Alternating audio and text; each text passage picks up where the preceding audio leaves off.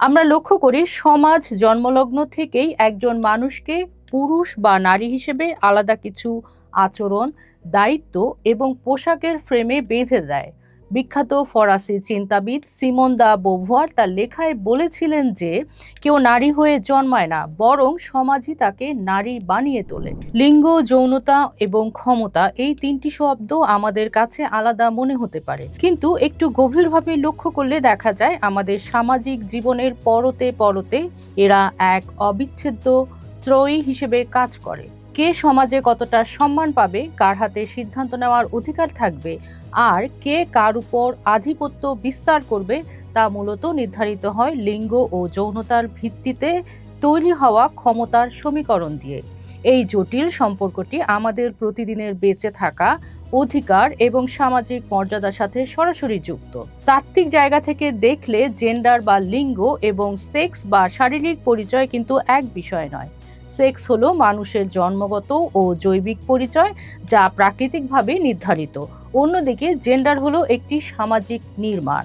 আমরা লক্ষ্য করি সমাজ জন্মলগ্ন থেকেই একজন মানুষকে পুরুষ বা নারী হিসেবে আলাদা কিছু আচরণ, দায়িত্ব এবং পোশাকের ফ্রেমে বেঁধে দেয়।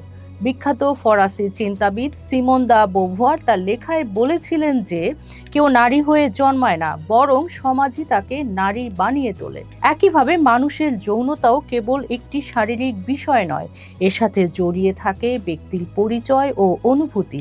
আর সমাজই সবসময় বিভিন্ন নিয়ম ও প্রথার বেড়াজালে মানুষের এই যৌন পরিচয়কে নিয়ন্ত্রণ করতে চায়। এই নিয়ন্ত্রণের পেছনে মূল চালিকা শক্তি হিসেবে কাজ করে ক্ষমতা, যা দীর্ঘকাল ধরে পিতৃতান্ত্রিক কাঠামোর ওপর টিকে রয়েছে।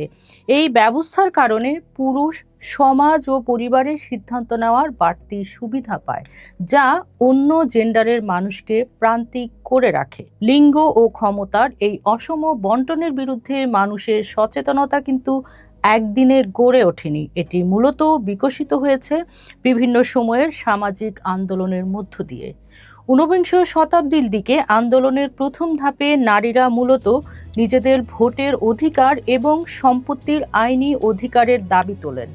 এরপর ২০ শতকের ৬০-এর দশকে এসে আন্দোলনটি একটি নতুন মাত্রা পায়। তখন স্লোগান ওঠে যে ব্যক্তিগত বিষয়ই আসলে রাজনৈতিক, অর্থাৎ ঘরের ভেতরের বৈষম্য, নির্যাতন কিংবা সন্তান লালন পালনের দায়িত্বের মতন বিষয়গুলো যে কেবল পারিবারিক সমস্যা নয়, বরং ক্ষমতার একটি বড় রাজনীতি, তা এই সময়ে প্রতিষ্ঠিত হয়। আধুনিক যুগে এসে এই লড়াই আরও বিস্তৃত হয়েছে। এখন কেবল নারী পুরুষের অধিকারই নয়, এর বাইরে জেন্ডার বৈচিত্র্য এবং যৌন পরিচয়ের স্বাধীনতা নিয়েও ইতিবাচক আলোচনা হচ্ছে। বর্তমান সময়ে ইন্টারনেট ও সামাজিক যোগাযোগ মাধ্যমের কল্যাণে ক্ষমতার অপব্যবহারের বিরুদ্ধে বিশ্বজুড়ে মানুষ একতাবদ্ধ হতে পারছে। আমাদের বাংলাদেশের সমাজ ও সংস্কৃতিতেও লিঙ্গ, যৌনতা এবং ক্ষমতার এই রূপান্তর খুব স্পষ্ট ও দৃশ্যমান। ঐতিহাসিকভাবে বাংলাদেশ একটি পুরুষশাসিত সমাজ হলেও গত কয়েক দশকে এখানে বড় ধরনের পরিবর্তন এসেছে। তৈরি পোশাক শিল্পে লাখো লাখো নারীর অংশগ্রহণ এবং গ্রামীণ অর্থনীতিতে ক্ষুদ্র ঋণের বিস্তার নারীদেরকে অর্থনৈতিকভাবে স্বাবলম্বী করে তুলেছে।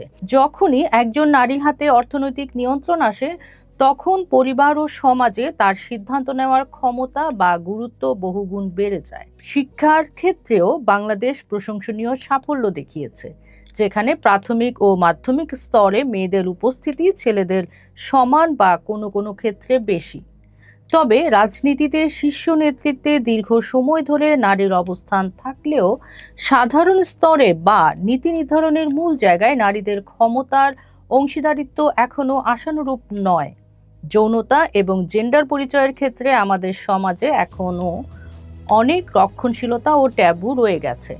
শরীর বা প্রজনন স্বাস্থ্য নিয়ে খোলামেলা আলোচনাকে সমাজ এখনো সহজে গ্রহণ করতে পারে না। এর মধ্যেও একটি বড় পরিবর্তন ঘটেছিল ২০১৪ সালে, যখন বাংলাদেশ সরকার হিজড়া জনগোষ্ঠীকে তৃতীয় লিঙ্গ হিসেবে আইনি স্বীকৃতি প্রদান করে। এটি আমাদের চেনা জেন্ডার ও ক্ষমতার প্রথাগত কাঠামোতে একটি বড় ইতিবাচক ধাক্কা ছিল। যদিও কেবল আইনি স্বীকৃতিই তাদের জীবনকে রাতারাতি বদলে দিতে পারেনি। সামাজিক বৈষম্য এবং কর্মসংস্থানের অভাবের কারণে তারা এখনো মূল সমাজ থেকে অনেকটাই দূরে রয়ে গেছেন। পাশাপাশি সমাজে ক্ষমতার এই পুরুষতান্ত্রিক কাঠামোর কারণে আজও আমাদের দেশে বাল্যবিয়ে, যৌতুক এবং জেন্ডার ভিত্তিক সহিংসতার মতো অনাকাঙ্ক্ষিত ঘটনাগুলো প্রতিনিয়ত ঘটছে। পরিশেষে বলা যায়, লিঙ্গ, যৌনতা এবং ক্ষমতা আমাদের সমাজ কাঠামোকে নিয়ন্ত্রণ করার এক অদৃশ্য হাতিয়ার। বাংলাদেশ শিক্ষা ও অর্থনীতিতে নারীদের এগিয়ে নেওয়ার মাধ্যমে ক্ষমতার সমীকরণে কিছুটা ভারসাম্য আনতে পেরেছে। তবে প্রকৃত সমতা অর্জনের জন্য কেবল অর্থনৈতিক উন্নয়ন বা আইনি স্বীকৃতিই যথেষ্ট নয়। এর জন্য প্রয়োজন মানুষের মানসিকতার আমূল পরিবর্তন। যেদিন আমাদের সমাজ মানুষকে তার জেন্ডার বা যৌন পরিচয়কে দিয়ে মূল্যায়ন না করে কেবল একজন মানুষ হিসেবে তার অধিকার ও মর্যাদা নিশ্চিত করবে, সেদিনই এই ক্ষমতার বৈষম্য দূর হবে। সময়ের অন্য পাঠ দেখুন। থাকুন ঢাকা পেপারসের সাথে।